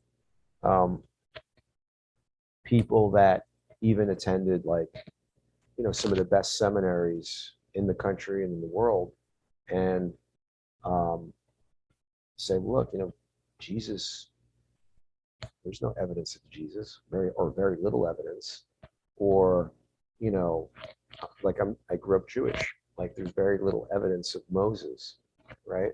I knew all the arguments, and the atheists make very, very good arguments, but then it becomes one of those things where it's all about right and wrong, good and bad, all that stuff, right? And then you get trapped in that world of who's right and who's wrong, right? And then like it doesn't make you any happier. It doesn't make you any smarter. It's just like has you just like fighting with people. But then Part of the action. right, but then you pretend like no, I'm the good one, Yep. right? No, yeah, no, that, yeah, no, I know, but yeah, but me, it's different. No, you're an asshole, Of right? course. Yeah. And you're just coming from your ego. And anyway, I was called to do this. So the doctor, he after his ceremony in Brazil, he shared with me that, you know, the plant showed him, he took him to the Big Bang. He experienced the Big Bang, what he believed to be the Big Bang, and it showed him how we were formed, how the universe created us, right? Like that's what he's sharing this with me before we do the toad ceremony, because he's asking me questions. And I was like, wow, that's pretty profound. I was like, so you left this like lucrative practice? He goes, yeah, I was done with it. And I no hesitancy walking away from it. And then he became a shaman for the toad medicine. And now that's what he does with a team of other people. And it's, yeah, he moved out of New York, sold everything. Screw it. So now I met him, and so I did my ceremony, and it was the most profound thing I've ever done in my life. You know, and I really wholeheartedly believe that right now we're in the midst of a revolution in our country and in the world, and that entheogens like ayahuasca, like mushrooms, like weed, like all these substances used responsibly, used inside of the proper context, will, in my opinion, bring about a new sort of peaceful understanding revolution on our planet, because it is way overdue.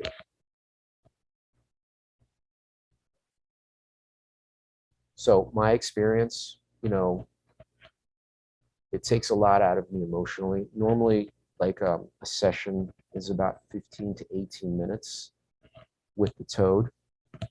You smoke it, you inhale the vapor, and what it's designed to do is hit you in the part of your brain where your ego resides. Like up until that moment, I didn't even think my ego resided in a part of my brain, but apparently I was wrong. And the minute it hit me, I went flying back, and I lay down. I was like, what was that? It felt like I got shot in the head. Then all of a sudden, I'm getting shot through time and space and dimensions. And I was probably moving, it felt like at the speed of light or something.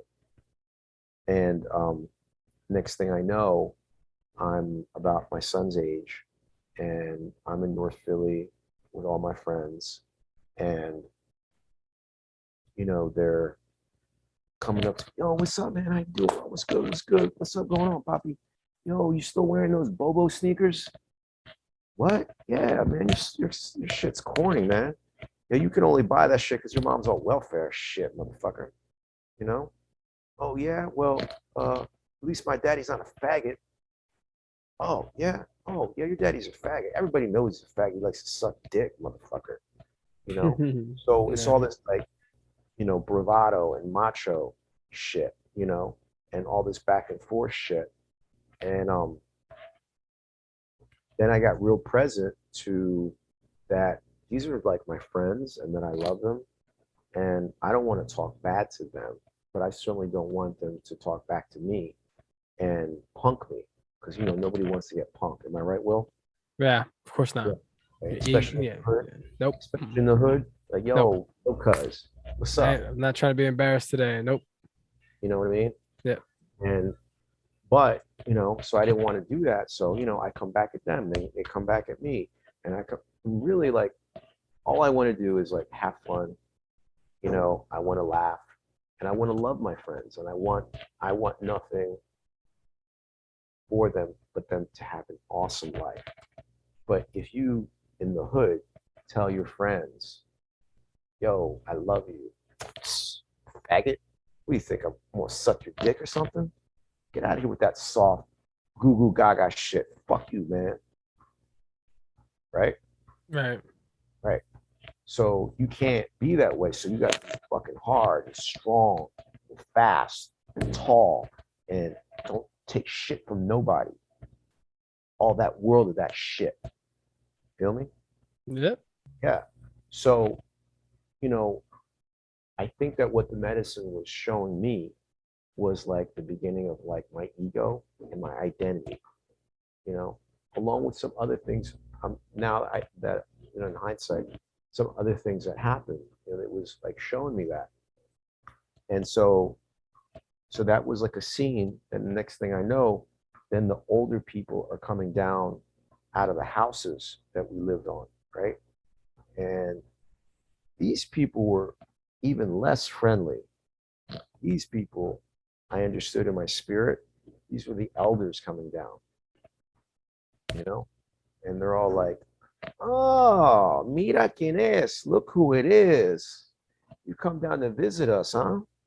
Mr. fucking Landmark, Mr. fucking Education, Mr. Speak Well, you think you're better than us. Mr. Smarty Pants, right? Who the fuck do you think you are, motherfucker? You're judging us. You think you can come down here and judge us? You think you're fucking better than us? And it was aggressive energy, Yeah. along all the other people. And there's a lot of them. And I'm like, oh shit. So I grab a shaman and I pull him like, yo, my man, I want out of here. Fuck this shit. Yo, turn this shit off. He's like, he's white guy, white guy ponytail, like huge man, like, yeah, bro, it's cool, Bubba. Like, yo, relax. Just breathe. I'm like, no, you relax. Get me the fuck out of here. And he's like, no, man, just breathe. I'm like, okay. So I'm like freaking out, because I felt attacked. And when my instinct is to fight when I'm attacked. Right.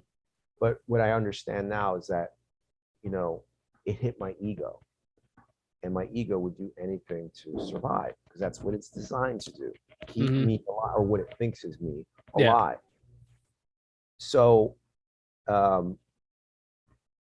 next thing, I'm an ape man, ape-ish, like 2001 Space Odyssey type shit.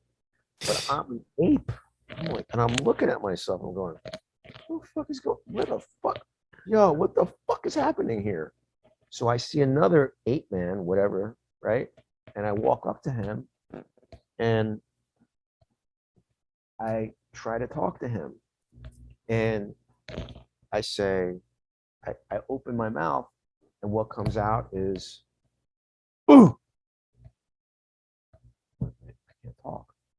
Ooh. Ooh. And he's like, this guy's trying to fucking talk to me, right? So he goes back,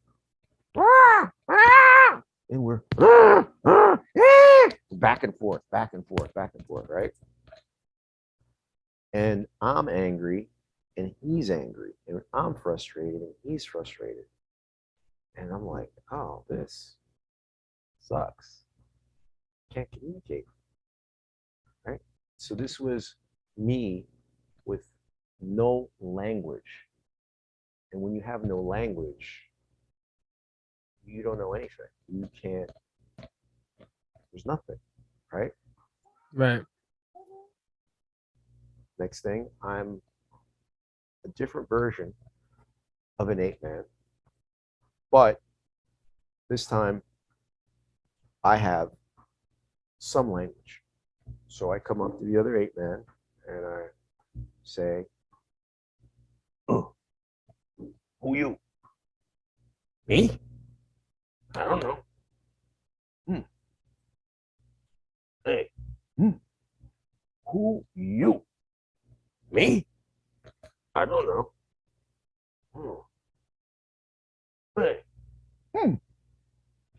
who we? We? I don't know.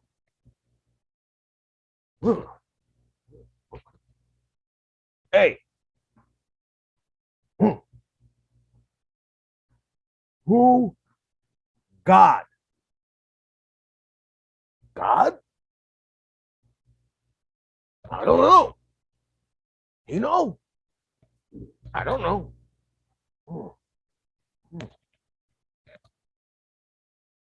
Hey, you Puerto Rican? Me? No. You Puerto Rican? Me? No. Hey, what's Puerto Rican? I don't know. You know? Me? No, I don't know either.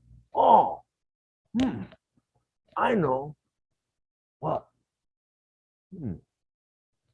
You, me. Huh. Me, you? Hmm. Hmm. Oh, you okay, man? You too. Hmm. And that was over. Just like that. Then, then, all of a sudden, I see like a Native American with his face painted like black, like full regalia, right? And he's in front of a giant fire. The fire was 2 stories high, it looked like. And when I looked at the sky, all I saw was like just beautiful sky, just gorgeous, you know, and forest. And I could feel the soil and the dirt between my, it was so real between my toes. And I saw other tribes people. So I understood that I was that person standing there, that native person, and that everyone around me looking at me were other native people, and they were just like waiting for me to do something, like they were like anticipating, like I could feel that, you know. And all of a sudden I remember like sort of like doing this with my arms, like an M, like this. And then I raised my hands to the sky and I started chanting like some sound that I have never made in my life. I played something like,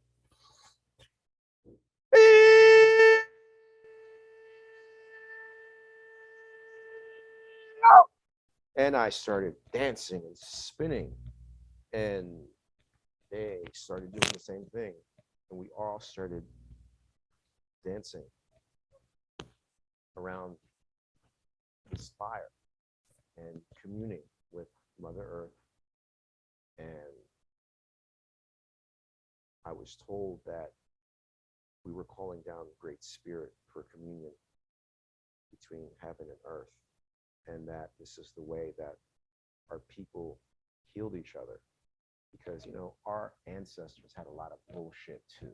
Same bullshit that we deal with, they dealt with too. And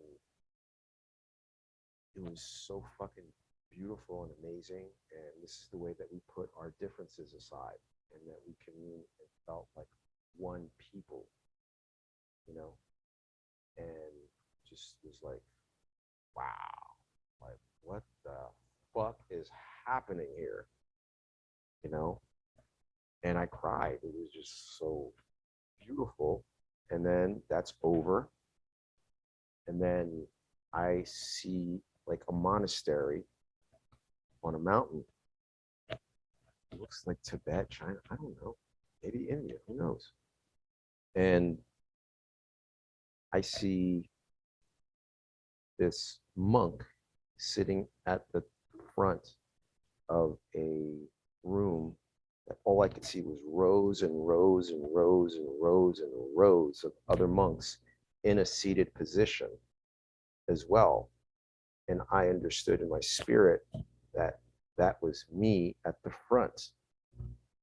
And everyone was quiet. The only thing you could hear was like the birds, but it was so peaceful and so still.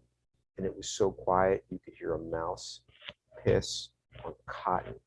I mean, so quiet. Then all of a sudden,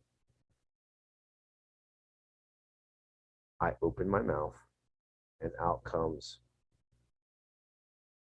oh.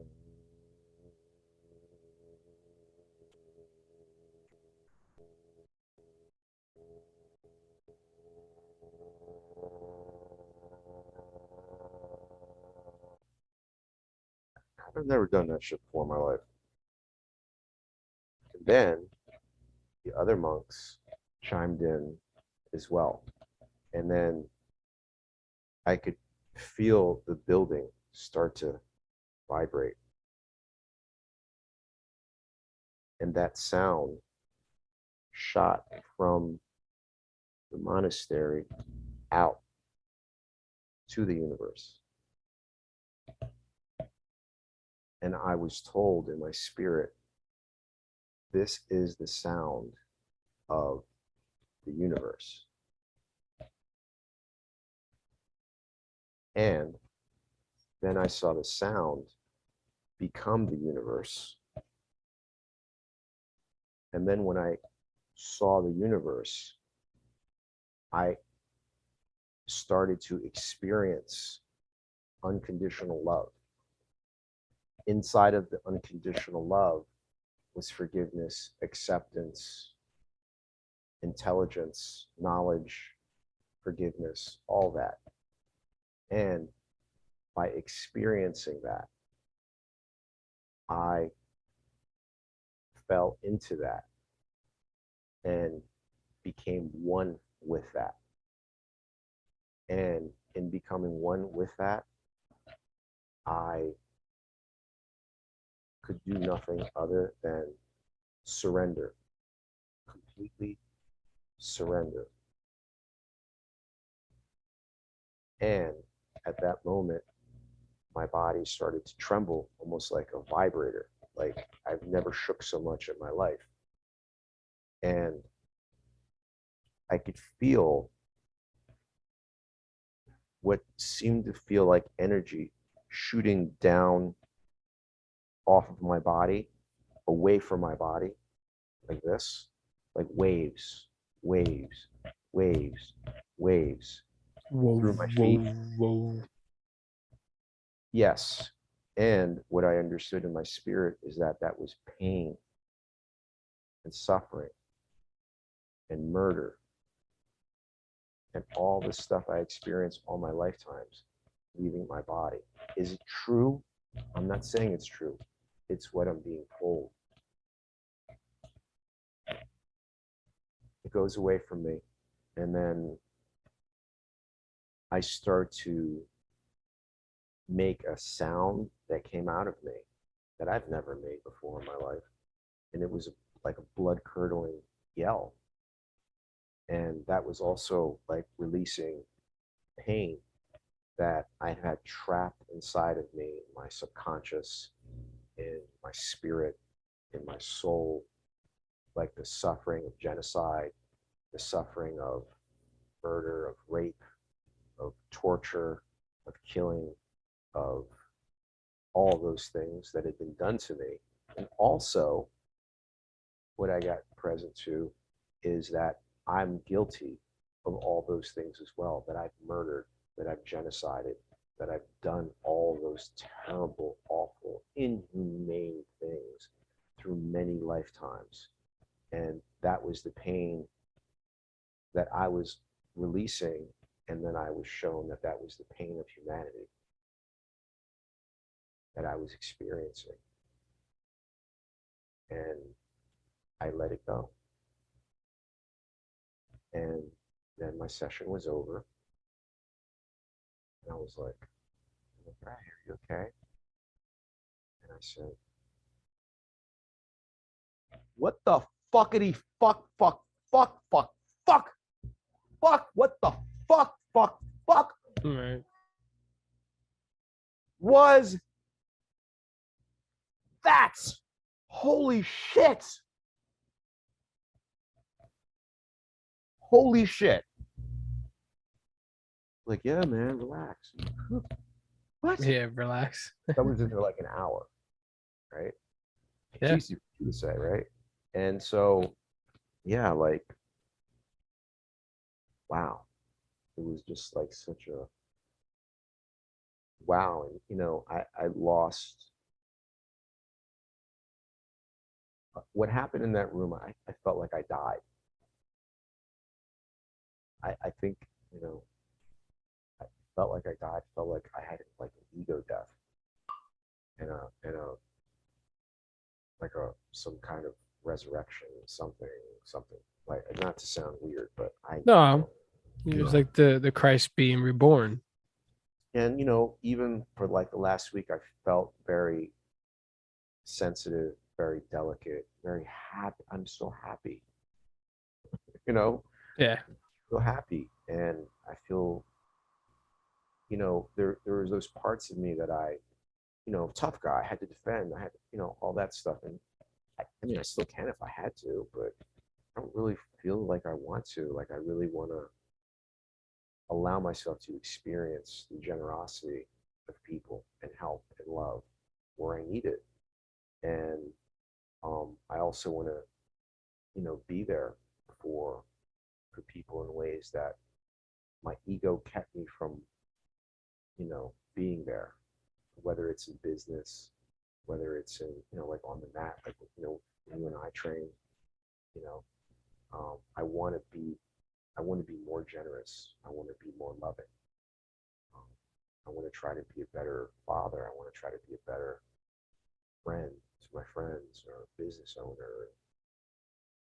It's just really blew my socks off. And I'm no longer an atheist. And honestly, I no longer believe that death is the end. You know, I think I really feel like, this gave me such a gift of pulling back the curtain, and, you know, God's got a sense of humor. I figured that one out. Yeah. Do it. And like all the simulation theory, and how much time do I have? Yeah, a couple of minutes. Yeah. So, in a nutshell, that's like how my life has been showing up without going into more detail. Like, I'm super grateful, and um, yeah, that's it. That's good, man.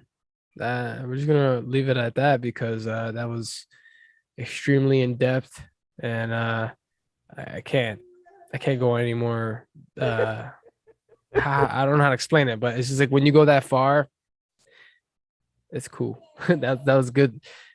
The way you told the story, the way you explained it, you brought me in there, and I was like, oh, Yeah. because I had a less intense experience with psilocybin, and Well, I it's died too. I died. Uh, well, there would be do no Christianity without, the mushroom. That's a Yeah, whole nother yeah, conversation yeah. That's today. a Yep. I've been learning about that as a book on that, but Jesus and the Essenes, and everything. Yep, all all that. these stories, Huh?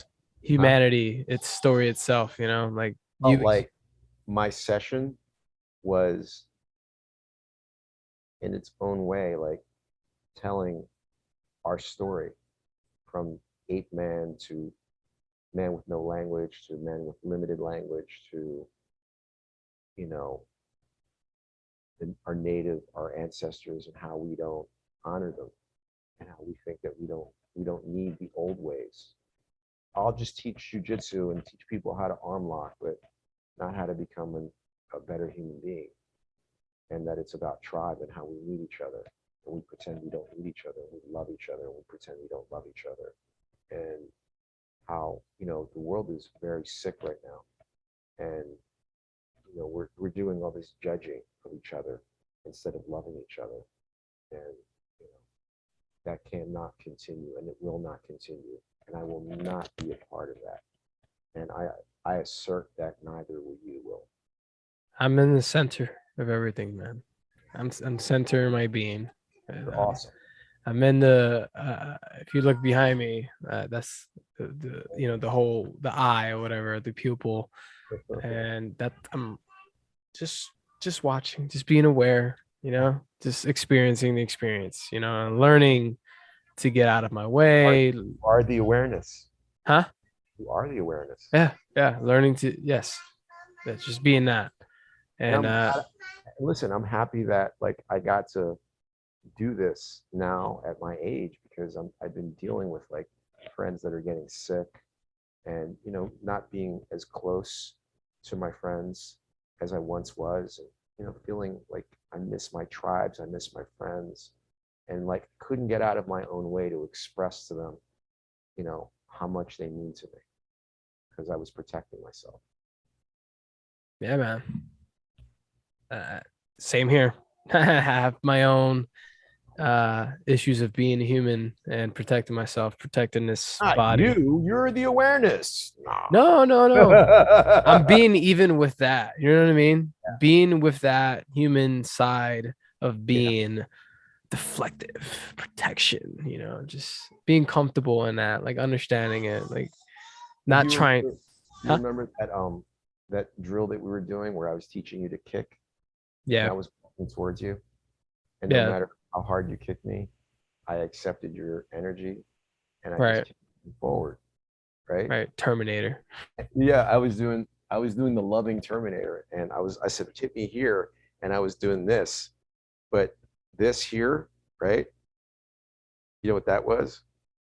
No, explain. How did it occur for you? What is it? What? I'm coming towards you like this, right? So this intimidating. This can look scary, right? Yeah. Like I'm a bear. Right? Yeah. No. Yeah. Okay. But you know what I was actually doing? What? I was coming towards you to hug you. Oh, and I kept kicking you away. But how it was over there in your world? You were like, oh shit, I gotta hit him, and I'm like, no, I just want to hug you. And I just kept teeping away, trying to like protect myself. Really hard, and you were like, yeah. Oh, he's judging my kicks. Oh my God, I'm doing this wrong again. Oh, I'm not doing it right. Meanwhile, you're just trying to hug me. You're playing with me, man. Making me a fool. That's funny. That was silly. That was good, man. Listen, I appreciate you, man. I appreciate you coming on here. I haven't done this in a while. And I'm gonna be honest, I almost gave this up, this podcasting thing, because I was like, all right, I've tried connecting with other human beings. I'm just gonna connect with myself and just be there as much as I can and learn from that. But you brought me here. You brought me here to doing this again. So I appreciate you, brother. And I appreciate you sharing your story. Yeah. And just in general, I appreciate you. Oh, thank you. So anything you want to share while we wrap this up? Anything at all? More? No. Any any last words before we end this episode? No, I'm just really grateful for the opportunity to be able to share my story. And it's also, I don't want anybody to get the impression that I'm trying to convince anybody of anything or sell you anything or persuade you or none of that stuff. I'm simply sharing my experience. I'm simply sharing different things that I've done throughout my life that have worked. And just like anything that works, if you don't continue to practice the things that work, eventually they will go away. Just like when you lift weights at the gym, if you don't lift again for like 2 years, you're not going to have the same musculature as you did when you were going all the time. So, everything is a practice, and practice makes perfect. And the other side of that conversation is no such thing as perfect exists. So it's about just doing the best that you can in life. And, living as best as you can, and trying to be as loving to yourself and to others as possible. And you're going to fail along the way, because I failed plenty of times, and it's something that I was really hard on myself about, and I've had to clean up a lot of messes, and just, Yeah. recommit and just keep going. That's Yep. it. Don't be afraid of failure. That includes myself. Cool, man. Thank Good you. stuff. I appreciate you, Al. God bless you, man. Appreciate everyone listening. Till next time. Thank you.